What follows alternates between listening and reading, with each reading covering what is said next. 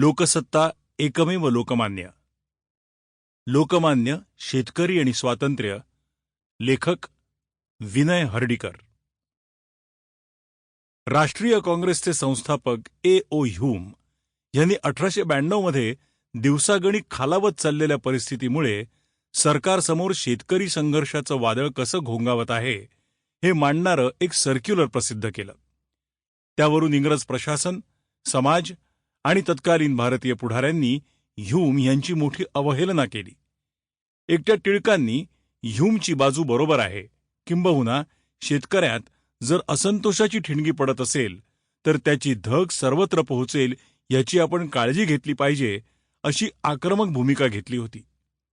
हिंदुस्थानातील शेतकरी लोकांस खरोखरच बंड करावे लागेल काय, ह्या दीर्घ निबंधात टिळक ह्यूम यांची बाजू मांडताना लिहितात, हल्ली शेतकऱ्यांची जी स्थिती आहे तशीच कायम राहिल्यास लवकरच ते बंड करण्यास उद्युक्त होतील आणि एकदा जागोजाग अशा रीतीने दंगेधोपे होऊ लागले म्हणजे त्यात सरकार, जमीनदार, शिकलेले गृहस्थ वगैरे काही एक भेदाभेद न होता सर्वजण सारखेच बळी पडतील. इथून पुढची किमान 10 वर्ष टिळकांचा शेतकरी असंतोषाला ब्रिटिशांविरोधी संघर्षाचं साधन कसं बनवता येईल याचा शोध चालू राहिला. मात्र ह्या काळातील एकूण सार्वजनिक परिस्थिती लगेचच संघर्ष करण्यासाठी फार पोषक नव्हती.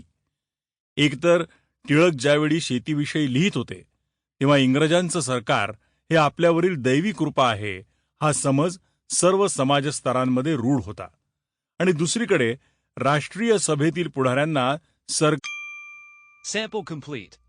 Ready to continue?